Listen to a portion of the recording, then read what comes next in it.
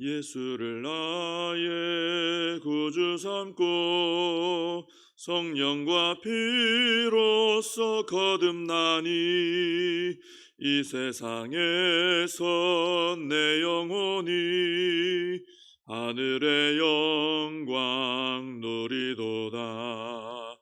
이것이 나의 간증이요 이것이 나의 찬송일세. 나 사는 동안 끊임없이 구주를 찬송하리로다. 온전히 주께 맡긴 내 영 사랑의 음성을 듣는 중에 천사들 왕래하는 것과 하늘의 영광 보리로다. 이것이 나의 간증이요 이것이 나의 찬송일세. 나 사는 동안 끊임없이 구주를 찬송하리로다. 주 안에 기쁨 누림으로 마음의 풍랑이 잔잔하니 세상과 나는 간 곳 없고 구속한 주만 보이도다. 이것이 나의 간증이요 이것이 나의 찬송일세. 나 사는 동안 끊임없이 구주를 찬송하리로다. 아멘. 사도신경으로 신앙 고백하시겠습니다. 전능하사 천지를 만드신 하나님 아버지를 내가 믿사오며 그 외아들 우리 주 예수 그리스도를 믿사오니 이는 성령으로 잉태하사 동정녀 마리아에게 나시고 본디오 빌라도에게 고난을 받으사 십자가에 못 박혀 죽으시고 장사한 지 사흘 만에 죽은 자 가운데서 다시 살아나시며 하늘에 오르사 전능하신 하나님 우편에 앉아 계시다가 저리로서 산 자와 죽은 자를 심판하러 오시리라. 성령을 믿사오며 거룩한 공회와 성도가 서로 교통하는 것과 죄를 사하여 주시는 것과 몸이 다시 사는 것과 영원히 사는 것을 믿사옵나이다. 아멘. 사도행전 6장입니다. 사도행전 6장 1절에서 7절까지 말씀을 보겠습니다. 사도행전 6장 1절부터 7절까지 말씀을 봉독해 드리겠습니다. 그때에 제자가 더 많아졌는데 헬라파 유대인들이 자기의 과부들이 매일 구제에 빠짐으로 히브리파 사람을 원망하니 12사도가 모든 제자를 불러 이르되 우리가 하나님의 말씀을 제쳐놓고 접대를 일삼는 것이 마땅하지 아니하니 형제들아 너희 가운데서 성령과 지혜가 충만하여 칭찬받는 사람 7을 택하라. 우리가 이 일을 그들에게 맡기고 우리는 오로지 기도하는 일과 말씀 사역에 힘쓰리라 하니 온 무리가 이 말을 기뻐하여 믿음과 성령이 충만한 사람 스데반과 또 빌립과 브로고로와 니가노르와 디몬과 바메나와 유대교에 입교했던 안디옥 사람 니골라를 택하여 사도들 앞에 세우니 사도들이 기도하고 그들에게 안수하니라. 하나님의 말씀이 점점 왕성하여 예루살렘에 있는 제자의 수가 더 심히 많아지고 허다한 제사장의 무리도 이 도에 복종하니라. 아멘. 네, 초대교회는 핍박이 없었다라거나 어떤 어려운 문제가 없었다는 것은 아닙니다. 그 초대교회 안에도 핍박이 참 많았고 문제도 많았습니다.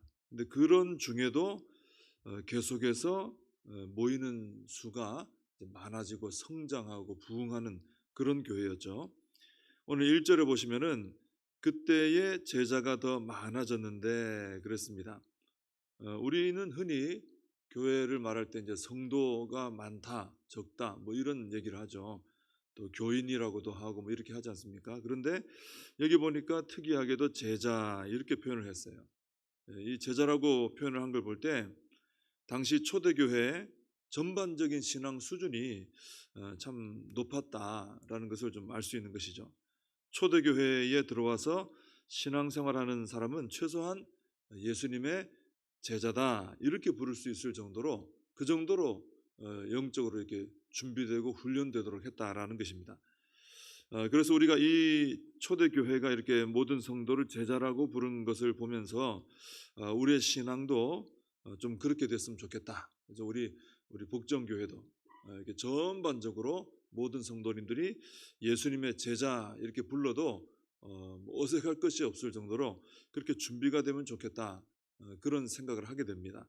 우리 신앙이 좀 멈춰 설 때도 있고 또 뒤로 물러설 때도 있고 한데 그런 일이 없도록 열심히 우리가 경건생활, 신앙생활에 힘을 쏟아가지고 우리 신앙이 이렇게 쭉 좀 전반적으로 성장할 수 있는 그래서 제자라고 부르는 이런 모습들이 되어야 한다는 거죠. 예수님의 제자라고 하는 것은 뭐 어느 한 부분만을 보고 얘기하는 것은 아닙니다. 그 한 사람의 전반적인 부분이 아주 균형 있게 건강하게 성장한 것을 보고 제자다 이렇게 부를 수 있는 것이죠. 모든 한마디로 말하면 모든 면에서 예수님을 닮아가고 있는 사람, 예수님 닮은 사람 이것을 제자라 부를 수 있습니다. 그래서 우리가 그런 걸 좀 살펴볼 필요가 있죠. 내가 어떤 부분에서 좀 예수님을 좀 더 닮아가야 할까? 그죠? 우리가 어떤 한 사람의 어떤 능력을 따져볼 때, 이 사람은 이런 언어 능력이 탁월하고 또 이런 부분은 좀 모자라고 또 어떤 체력은 좀 더 부족하고 이런 걸 좀 따져보지 않습니까? 그림 표를 통해 가지고. 근데 우리가 신앙도 그렇죠. 신앙도 내가 예수님을 전반적으로 닮아가야 되는데 어떤 말씀 부분에서, 기도 부분에서, 또 전도 부분에서, 또 인격적인 면에서 어떤 성품과 어떤 모든 이런 언어와 어떤 생각과 가치관과 이런 거 좀 다 따져볼 필요가 있다는 거죠. 그러면서 내가 요 부분이 좀 잘 되고 있는데 요 부분은 내가 참 아직 고쳐야 될 부분이 많구나. 그럼 좀 그 부분을 좀 강화시켜 나가는 거죠. 그렇게 해가지고 우리가 전반적으로 예수님을 닮은 이런 성숙한 제자의 모습이 되는 것을 목표로 삼고 우리가 나아가는 것이 좋다라는 것입니다. 그럴 때 우리가 예수님의 제자로 성장해 나가는 것이죠. 자, 이렇게 제자가 많아졌는데 초대교회 안에 또 이제 갈등이 일어났습니다. 앞에도 문제가 있었죠. 근데 또 일어나는 거죠. 형편이 좀 어려운 그 과부들을 구제를 했어요. 구제 사역을 했는데 헬라파 쪽과 이제 히브리파 쪽이 어느 한쪽이 이제 구제 빠지고 이러면서 왜 그쪽만 하느냐, 우린 빠뜨리느냐 이러면서 이제 갈등이 일어나고 그래서 원망이 이제 터져 나오게 된 겁니다. 자, 이렇게 원망이 생기면 어떻습니까? 교회 안에 갈등이 좀 더 깊어지게 되죠. 그리고 서로 이제 좀 나눠지게 되는 이런 일이 발생을 하게 됩니다. 이 원망 참 조심해야죠. 이 원망의 문제가 잘 해결될 수 있도록 다스릴 필요가 있습니다. 그래서 이 문제가 좀 심각하기 때문에 이 사도들이 처음에는 아마도 직접 나섰던 것 같아요. 사도들이. 그러다가 이제 또 문제를 발견하게 된 거죠. 자꾸 이제 사도들이 구제하는 사역에 일을 하고 신경 쓰고 돌아보고 하다 보니까 말씀 사역하는 것을 자꾸 제쳐두게 되더라는 것입니다. 그래서 이것은 안 되겠다. 그래서 사도들이 제자들을 다 불러 모아놓고 우리가 이 말씀에 대한 것을 제쳐두고 지금 그런 형편인데 이거 자꾸 제쳐두게 되는데 그리고 이 구제 사역을 일삼는 것이 마땅하지 않다. 그러니 우리가 성령과 지혜가 충만해서 칭찬받는 사람 7사람을 택하자. 그리고 그분들에게 이 구제 사역을 맡기고 우리는 사도들은 오로지 기도하는 일과 말씀 사역에 힘쓰겠다. 이렇게 얘기를 했습니다. 제안을 했습니다. 사도들의 이런 말에 대해서 어떤 사람은 이렇게 생각할 수도 있겠죠. 사도들이 이 구제 사역이 참 중요한 것 같은데 갈등과 원망이 생기고 참 교회적으로 문제가 되는데 좀 말씀 사역을 좀 잠시 내려놓는다든지 계속 할 건데 앞으로도 잠깐 좀 내려놓고 이걸 좀 집중적으로 해결하든지 아니면 평소보다 좀 시간을 좀 잘 할애해서 말씀 사역을 조금 줄이고 이걸 좀 느리고 해서 좀 처리를 하든지 어떻게든 이 구제로 인해 발생한 원망 문제를 해결을 좀 하고 그리고 지나가면 될 건데 굳이 이 구제사역에서 손을 아예 떼버리고 사람들을 세워서 이렇게 진행을 할까? 뭐 이렇게 생각할 수도 있습니다. 근데 사도들이 굳이 이 자신들은 그 구제사역에서 손을 떼고 7분을 따로 세워서 구제사역을 한 이유가 뭘까? 그것은 바로 교회에 있어서 이 말씀의 사역이 그만큼 가장 기본이 되고, 그죠? 기본 되는 것은 흔들리거나 무너지면 안 되잖아요. 그리고 가장 중요한 교회를 떠받쳐 세우는 중요한 사역이기 때문에 이렇게 한 것입니다. 우리가 아는 것처럼 교회는 진리 위에 세워졌잖아요. 그죠? 그리고 진리이신 예수 그리스도께서 교회의 머리가 되십니다. 그리고 예수님이 모퉁이돌이 되시는 거예요. 예수님을 통해서 예수님을 진리신 주님을 통해 교회가 쫙 뻗어나가고 연결되고 또 뻗어나가고 세워지고 이렇게 하는 것이거든요. 그래서 진리가 바르게 공급이 안 되어진다. 하나님의 말씀 사역이 좀 제대로 안 돌아간다. 그러면 교회적으로는 굉장히 근본적인 문제를 맞이할 수밖에 없는 것이죠. 그래서 교회는 다른 어떤 문제 때문에도 말씀 사역을 중단해서는 안 된다라는 것입니다. 초대교회도 보면은 핍박이 있어도 계속 복음 전파하는 거예요. 그죠? 교회가 전도와 선교 사역은 멈추면 안 된다 그러죠. 또 계속 이런 문제가 있어도 말씀 사역은 멈추지 않아요. 기도하고. 가장 기본되는 사역들입니다. 이것은 우리가 중단해서는 안 된다라는 것이죠. 우리가 이미 경험을 했지만은 코로나 시기에 어땠습니까? 좀 말씀 사역이 뭐 여러 가지 방법으로 어떻게든 좀 대책도 세우고 했지만 그래도 전반적으로 말씀 사역이 위축이 됐어요. 어쩔 수 없는 그런 상황이 있었습니다. 그래서 그 결과 어떻습니까? 성도님들의 신앙이 흔들린 분들이 많이 있어요. 말씀의 사역이 지속적으로 되는 것과 흔들리는 것하고 이 신앙생활에 굉장히 큰 차이가 있다라는 것입니다. 그래서 교회는 무슨 일이 있어도 이 말씀 사역이 항상 기본적으로 탄탄하게 흔들리지 않고 진행이 되어져야 한다라는 것이죠. 말씀 사역은 여러 가지가 있습니다. 그죠? 설교하는 것도 있고 뭐 성경을 읽고 묵상하는 모임, 또 어떤 성경 묵상을 한다든지 또 성경 공부를 하고 제자 훈련을 하고 이렇게 다양한 방법이 있죠. 그런 방법을 통해 가지고 계속해서 말씀이 첫째는 바르게 가르쳐져야 돼요. 바르게 교회 안에서. 그죠? 엉뚱한 잘못된 교리, 잘못된 어떤 쪽으로 나가면 안 되고 아주 건강하게 바르게 가르쳐져야 되고 또 말씀이 점점 더 성도님들의 삶에 깊이 있게 좀 말씀 생활이 있어야 되고요. 또 체계적으로 또 이렇게 가르쳐지고 우리 주일학교도 우리 총회도 보면 이 공과 같은 거 만드는 거 보면요. 아주 체계적으로 이렇게 순서대로 하도록 하거든요. 그런 게 필요합니다. 그렇게 해서 말씀 사역이 잘 이루어져야 교회가 탄탄하게 그 위에 세워지게 된다라는 것이죠. 사도들이 이걸 너무 잘 알았던 거예요. 느껴지는 거죠. 말씀 사역에 전념하다가 이 구제 사역을 해보니까 말씀 사역이 좀 흔들리면서 교회 전반적으로 이게 더 도움이 안 되는 것이죠. 그러니 사도들이 이거 안 되겠다. 그래서 7분을 세워가지고 이분들이 좀 이 구제 사역을 하고 그렇다고 구제 사역이 좀 못한 사역이라는 얘기는 아닙니다. 그러니까 믿음 좋은 분들을 세웠죠. 그래서 말씀 사역은 반드시 이건 해야 되겠다. 근데 말씀과 기도라 그랬죠. 항상 말씀 사역은 기도와 같이 가야 되죠. 왜냐하면 이 말씀을 깨닫게 하시는 분이 성령님이시기 때문에 기도하지 않고 말씀 사역이 될 수가 없습니다. 그러니까 말씀 사역하면서 기도 사역은 같이 가야 되는 것이죠. 이렇게 사도들이 참 지혜롭게 대처를 해가지고 이 문제가 잘 해결이 됐습니다.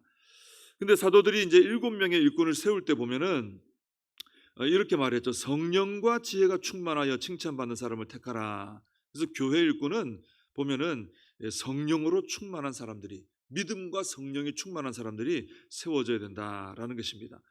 기도 생활이 풍성해야 되고요. 성령 충만을 위해서 또 성령님의 인도를 받아 살아가는 삶에 있어서 훈련이 있어야 되는 것이죠. 이게 바로 또 말하는 이 지혜로운 삶입니다. 여기 나오는 지혜로운 사람 할 때 지혜가 뭐겠어요? 진리를 따라 살아가고 성령을 따라 살아가는 게 지혜입니다. 한마디로 이런 믿음이 잘 준비된 사람이 교회 일꾼이 되어야 한다라는 것입니다. 우리 교회도 일꾼들을 잘 세워서 하나님의 일을 감당케 하지 않습니까? 그런 일꾼을 통해 교회가 세워지는 거예요. 그래서 앞으로도 이렇게 성령과 지혜가 충만한 믿음이 충만한 이런 일꾼들이 우리 복정교회에 잘 세워져야 교회가 열매 맺고 건강하게 설 수 있다 하는 것입니다. 자, 이렇게 해서 세워진 분들이 누굽니까? 5절에 나오는 스데반, 빌립, 브로고로, 니가노르, 디몬, 바메나, 니골라 이래요. 이분들이 최초로 안수받아 세워진 직분자죠. 근데 우리가 기억하는 이름은 거의 스데반 빌립밖에 기억이 안 나요. 그죠? 그 뒤에 뭐 브로고로, 니가노로, 디몬, 바메나 잘 안 나오고, 니골라는 나중에 오히려 좀 안 좋은 일에 이름이 막 나오고 그렇습니다. 순서가 앞에 세워놓은 것은 교회 성경에서 좀 의미가 있을 때도 있어요.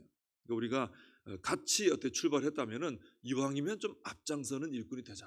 그죠? 믿음에 있어서 인정받는 일꾼이 되자. 그런 마음을 좀 가져야 되는 거죠.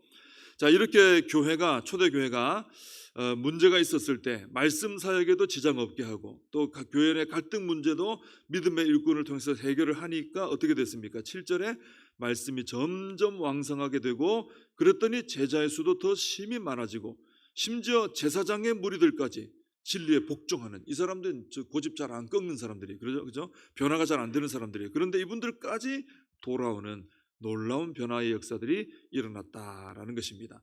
그래서 우리가 깨닫게 되죠. 교회는 말씀 사역을 탄탄하게 해야 되는구나. 그리고 믿음의 일꾼들을 세워서 지혜롭게 일하도록 해야 되는구나. 이 두 가지를 잘하면 교회가 안정되고 성장하고 부흥을 경험하고 변화가 일어나는구나. 이것을 보고 우리가 우리 복정교회 가운데 이런 일이 일어나도록 함께 기도해야 될 줄로 믿습니다. 기도하겠습니다.